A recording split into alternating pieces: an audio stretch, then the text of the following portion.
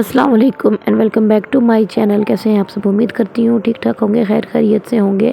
जहाँ कहीं से भी मेरा वीडियो देख रहे हैं, अल्लाह ताला आपको खुश रखे। सबसे पहले तो मेरा ये क्वेश्चन कि जो कोई मेरा वीडियो देखता है ना, वो 7-8 सेकंड 10 सेकंड देख के तो बंद कर देते। तो क्या मेरी आवाज़ इतनी बुरी है कि आप लोगों को देखनी पसंद नहीं है? काइंडली इतना कमेंट करके ज़रूर बता देंगे क्या रीज़न है कि पूरा वीडियो आप लोग नहीं देखते हैं। Okay, let's try a new voice. ठीक है, आज मैं ना वॉइस चेंज करके आप लोगों से इस ब्लॉग में बात करूंगी। तो खैर मैं ना आज यहाँ तैयारी कर रही थी फैसलाबाद जाने की, बच्चों को विंटरफिकेशन हुई थी। तो हम लोगों ने डिसाइड किया, जो मेरी सिस्टर फैसलाबाद रहती है हम उनकी तरफ जाएंगे। तो यहाँ हम वहाँ के लिए पैकिंग वगैरह करनी थी मुझे। तो मैंने क्या किया, नाश्ता करने के बाद बच्चों को टीवी लगा दिया। तो जी मैं भागती भागती बच्चों की अलमारी के पास आ गई हूँ। अलमारी के ऊपर मैंने टॉयज़ रखे हैं। अलमारी के अंदर मैंने बड़े ऑर्गेनाइज करके कपड़े रखे हैं, क्योंकि मुझे ऑर्गेनाइजेशन का बहुत ज़्यादा शौक है। तो जी मैंने ये जुनैद की पैंट शर्ट, उसके बाद जुनैद की टी शर्ट्स रखी हुई हैं, और उसके बाद मैंने ना इसकी गर्म सूट्स रखे हुए थे सारे। इसी तरह मैंने अज़हर और बाप के भी ना कपड़े रखे हुए थे। जो बच्चों के पजामा जो टाइट होते रहे, इनको रखने की जगह नहीं होती। तो मैंने क्या किया कि खादी का पेपर बैग जो था ना, उससे मैंने ऑर्गेनाइज़र बनाया और उसमें मैंने इनके पजामाज रख दिए। और एक तरफ मैंने इनकी जो गर्मियों की टी शर्ट्स होती है ना, वो मैंने अलमारी में रखी होती है, क्योंकि मैं ना सर्दियों में बच्चों को बनियान वेस्ट वगैरह ये नहीं लेके देती, ना पहनाती हूँ। मैं इनके नीचे ना जो भी टी शर्ट्स होती हैं वो यूज़ करती हूँ, क्योंकि वो 6 महीने क्या नाम स्टोरेज में पड़े पड़े वैसी छोटी हो जाती हैं। तो मैं इनको फिर इस तरह यूटिलाइज़ कर लेती हूँ। जी तो मम्मा लगी थी कपड़े रखने और अमीन ने कहा कि कैसे मामा, ऐसे तो हो ही नहीं सकता, मैं आपको काम करने दूं, हो ही नहीं सकता। इतना रोई इतना रोई इतना रोई। जी अब मामा ने इसको लिटाया है और मामा कपड़े रखने लगी हैं, और मामा को कुछ समझ में नहीं आ रहा क्या करे। तो मामा इस नतीजे पे पहुंची कि मामा सिर्फ और सिर्फ 2 हाईनेक्स रखेंगी अज़हर बाप की 5 सूट्स के साथ, और जुनैद क्योंकि छोटा है ये गंदा कर लेगा, तो इसकी 3-4 एक्स्ट्रा रख लेंगे। इतने ढेर सारे कपड़े कहाँ लेके जाऊंगी, कैसे लेके जाऊंगी? हम कोई रहने जा रहे हैं वहाँ पे, हमने वापस भी आना है ना, सर्दी भी है। हाँ जी, मैं एक नैपकिन भी रखूंगी। और बस फिर अल्लाह का नाम लेकर तो मैंने पैकिंग शुरू की है। मेरी पैकिंग हमेशा रोल रोल रोल होती है। इससे ये होता है कि ना आपको बैग में कपड़े रखते हुए जगह कम और सामान ज़्यादा आ जाता है। तो इस तरह मैंने इनकी सारी पैंट शर्ट सब चीज़ों को लेके तो रोल करके पहले रोल्स को जमा किया, और उसके बाद मैंने किया अच्छा अब शर्ट की रोल करने की ट्रिक ये है, आपने शर्ट रोल करनी है और जो इसका एंड पार्ट होता है ना, ये इसके ऊपर चढ़ा देना है। इससे ये होता है कि आपका जो रोल है ना, वो बैग में कपड़े यहाँ वहाँ कहीं भी हो तो ये खुलता नहीं है। और इसी तरह मैं ट्राउज़र और पैंट्स में भी करती हूँ कि एंड में जो इनका पांचा होता है ना, उसको बैक फोल्ड करके उसके ऊपर रोल कर देती हूँ। तो उससे फिर ये है कि आपके कपड़े ना मैनेज रहते हैं, सही से ऑर्गेनाइज रहते हैं। आप लोग सोच रहे होंगे कि इतनी मेहनत की पैकिंग करने की क्या ज़रूरत है? इतनी मेहनत की ज़रूरत यह है कि इससे बैग मेरा बनेगा 1 या 2, क्योंकि बच्चों के साथ इनके बाबा बैग्स कैरी करेंगे या बच्चे कैरी करेंगे, मैं तो रामीन को उठाऊंगी, तो इसलिए फिर मुझे उसमें आसानी हो जाएगी। आज पीटीआई की रैली थी, इलेक्शन करवाओ मुल्क बचाओ, तो इनके बाबा तो वहाँ गए हुए, उनको थोड़ा बहुत पॉलिटिक्स का भी शौक है। तो बस कुछ ना कुछ तो समेट के रखूँ, क्योंकि फिर कल निकलना होगा सुबह, तो फिर कैसे हम लोग कुछ करेंगे, बच्चों के साथ बहुत मुश्किल हो जाती है। तो एक दिन पहले की पैकिंग की हुई अच्छी होती है। यहाँ मैं आपको बताती चलूँ कि पैकिंग करते करते ना इनके बाबा का मुझे मैसेज आया कि मुझे चोट लग गई है, यहाँ पे रैली में लड़ाई हो गई थी, तो मेरे मुंह पे ना स्टिचेस वगैरह आए हैं, आपने बच्चों को बताना नहीं है, एकदम से परेशान हो जाएंगे। तो बड़ी टेंशन क्रिएट हो गई थी और प्लान भी कैंसिल ही हो गया था तकरीबन जाने का।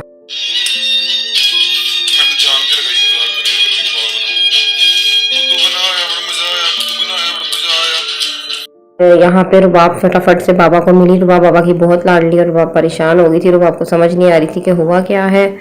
तो बाबा बस उसको बता रहे हैं कि कुछ नहीं हुआ, लेकिन हुआ बहुत कुछ था। 8 स्टिचेस आए थे अंदर बाहर से, जो है ना कट पड़ गया था। कोई लड़ाई हो रही थी उसमें, ये उनको सुलह सफाई कराते कराते खुद चोट लगवा के बैठ गए, और यहाँ बच्चों में चीज बांट रहे हैं। अब जरा पूछो कि बाबा कहाँ से हाई करके आए, क्यों करके आए?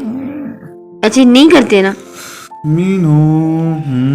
अब बेचारे कहने को तो बच्चे ना समझ होते हैं कि इनको किसी चीज़ का पता नहीं चलता, बट जिस तरह रामीन देख रही थी अपने बाबा को और परेशान हो रही थी, तो साफ पता चल रहा था कि जिस तरह उसको पता चल रहा है कि बाबा के साथ कुछ हुआ है और कोई सैड सा मोमेंट है उसकी ज़िंदगी का। तो बस फिर प्लान हमारा वो धरे का धरा रह गया कि हम लोग नहीं जाएंगे। और इनकी पुप्पो और दादो भी आ गई इनके बाबा का पता करने के लिए, और खाने का टाइम हो रहा था। तो मैंने फिर क्या किया कि मूली पड़ी हुई थी, तो फटाफट मैंने मसाला बनाया और मूली के पराठे बना लिए।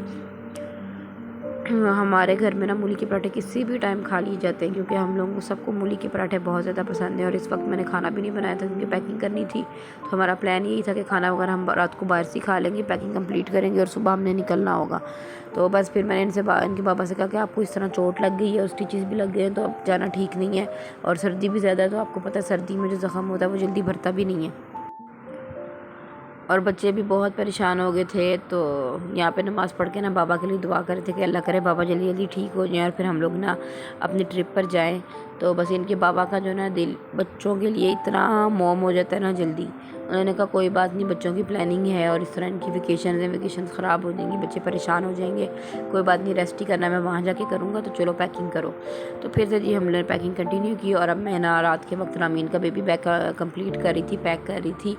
तो बेबी बैग में सबसे पहले जो मैंने ज़रूरी चीज़ें रखी ना, क्योंकि ज़ाहिर है छोटी थी 3-4 माह की, तो मैंने विक्स रखी, डाइगैस ड्रॉप्स रखे इसके कॉलिक के लिए, पैराडोल रख लिया एहतियातन, और कॉफर सिरप जो है ना ये खांसी का सिरप था, और ज़ाइनोसाइन या जो भी नेज़ल ड्रॉप्स होते हैं ना वो मैंने रख ली, क्योंकि सर्दी में नाक ना बंद हो। जैसा विक्स कहते हैं कि बच्चों को नहीं लगानी चाहिए, नुकसानदेह होती है, बट आई डोंट नो, मैं तो बच्चों को लगाती हूँ, बट मैं इस तरह लगाती हूँ कि इसको माइल्ड कर लेती हूँ।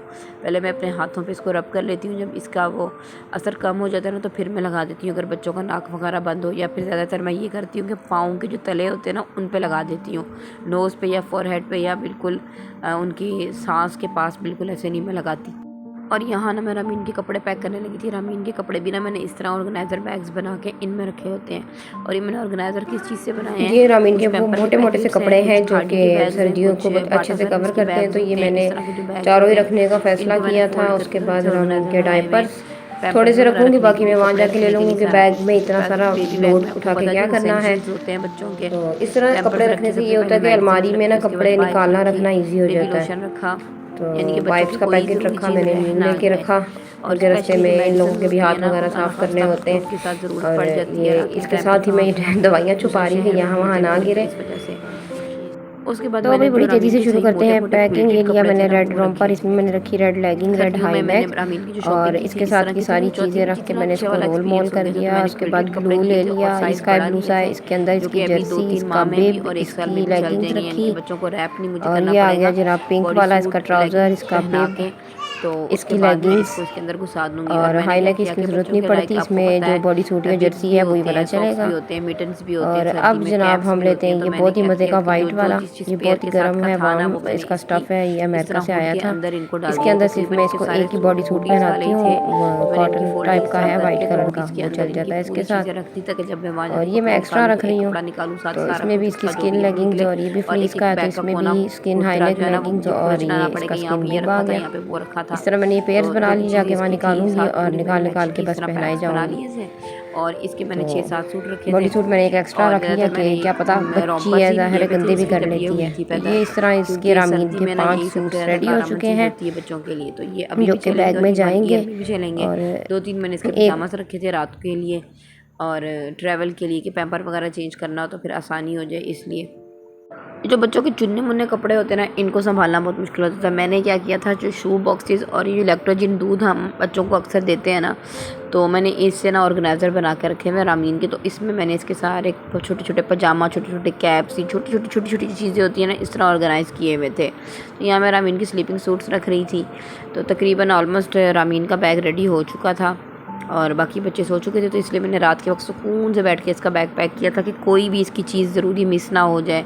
जैसे बॉडी सूट्स होते हैं, उसके बाद वो होते हैं सॉक्स होते हैं, लेगिंग्स होती हैं, तो बस मैंने एहतियातन इसकी हर चीज़ जो है ना पूरी तरीके से रखी थी। एंड स्पेशली एक मैंने फ्लीस ब्लैंकेट जो है वो रामीन का भी अपने हाथ में रखा था कि बस में ठंड वंड हो जाती है, बच्चों को बेशक रैप किया होता है। और बाकी जो बच्चों के बैग्स इन्होंने कैरी करने थे ना, बैक पैक्स थे इनके, उनमें भी मैंने जो इनके बेबी ब्लैंकेट्स थे सबके, वो इसी तरह रोल करके अंदर रख दिए थे ताकि बस में सर्दी वर्दी लगे तो बच्चे ले लें। तो ये भी इस व्लॉग का एंड करूँगी। दुआओं में याद रखिएगा, कॉमेंट ज़रूर करिएगा, सब्सक्राइब ज़रूर करिएगा। बाय।